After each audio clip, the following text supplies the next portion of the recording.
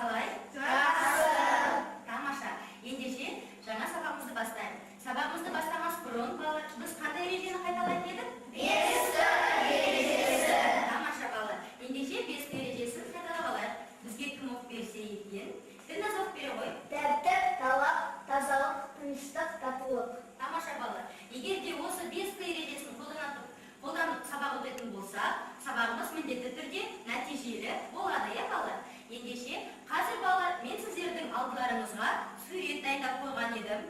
Сол суреттің мәні, мазмұны бойынша сіздер топтарыңыздың аттарын қойып алуларыңызды сұраймын, Қанекей.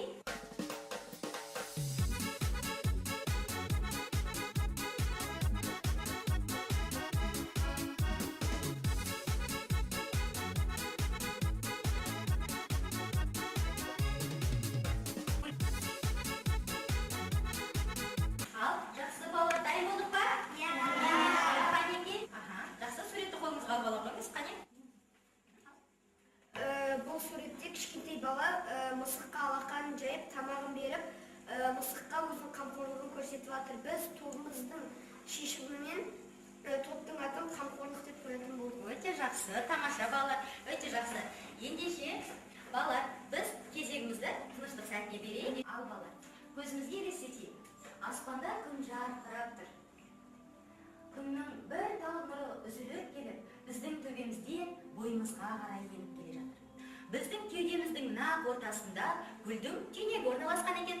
Сол гүлдің түйнегі жаңағы нұрдың жылуынан баяу ашылып, гүлге айналып жатқанын елестетіңіз. Ал енді балалар, келесі кезекте үй жұмысын пысықтап алайық.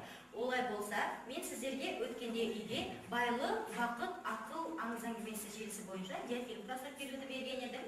Қазір галерея әдісі бойынша диафильмдерімізді ортаға шығып, достық тобынан Қане үйретіп келе ғой. Мен бұл оқиға желісі бойынша 3 кезеңге бөлдім.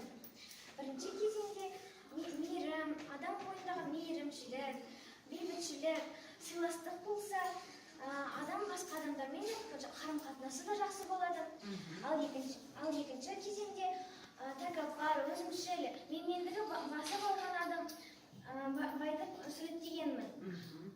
Ой, рахмет, молодец, Мен осы мәтін желісі бойынша тәкаппар және жақсы адам туралы сурет салдым. Бірінші суретте менде тәкаппар адам туралы сурет салдым. Яғни тәкаппарлық ол адам бойына жолдан жабысатын мінез. Тәкаппарды Тәңірі сүймес деген мақал-мәтел бойынша біз тәкаппар болмауымыз керек. Тәкаппар болсақ, онда бізбен ешкім араласқысы келмейді. Ал екінші суретте мен жақсы адам туралы сурет салдым.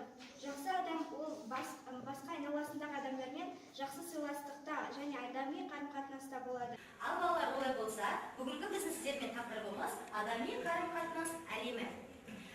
Ендеше балалар, бізге тақырыбымызға байланысты дәйек сөз берілген екен. Қанекей, барлығымыз бірге дәйек сөзді қайталап айтайықшы, Қанекей. Қарым-қатынастың негізгісі сыйластық. Халық даналығы екен, иә балалар? Ал енді осы дәйек сөзді кім қалай түсінеді? Өз ойларыңызды айтыңыздаршы, Қанекей. Ал үшінші топтан, қамқорлық тобынан Қанекей атын айта ғой. Біз егер адамдармен сыйластықта болса, біздің әлемімізде жақсы адамдар көп болады деп ойлаймын. Тамаша, рахмет ойыңа. Қандай жақсы тұшымды ой айттың арна. Ал балалар, мен сіздерге мұғалімнен сый айдарында сіздерге арнап бейне көрініс дайындап алып деген болатынмын тақырыбымызға байланысты. Олай болса, бейне көрініске назарыңдар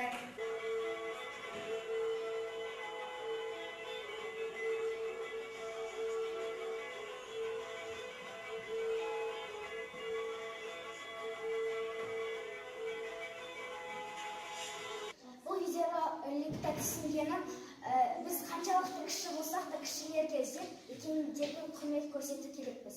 Бұл жерде адамның бойында кездесетін қасиеттер бейнеленген. Мысалы, адамгершілік, сыйластық және де мейірімділік, кішіпейілдік бейнеленген. Өте жақсы, рахмет ай. Мен ол адаға өзім көмектесе алмасам да, достарымды шақырып, машинасын итеруге көмектесер едім. Шығармашылық кезең бойынша мен сіздерге әр топқа жеке-жеке тапсырма беретін боламын. Сол тапсырмалар бойынша қазір жұмыс жасаймыз, Қане балалар.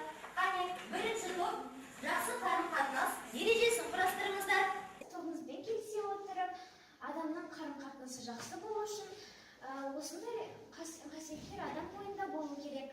Адамда сыйластық, мейірімділік, қамқорлық, адамгершілік, адам ауызбіршілік.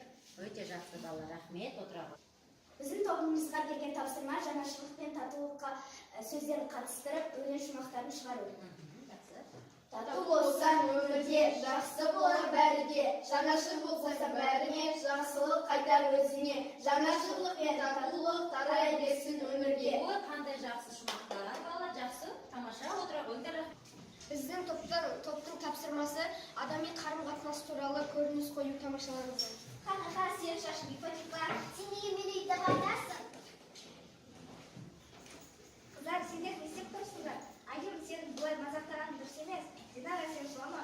Сендер бұлай бір-бірлеріңді мазақтамаңдар. Яғни біз отанымызда бір-бірімізбен жақсы сыйластықта болуымыз керек. Динарадан кешірім сұра. Динара, кешірші,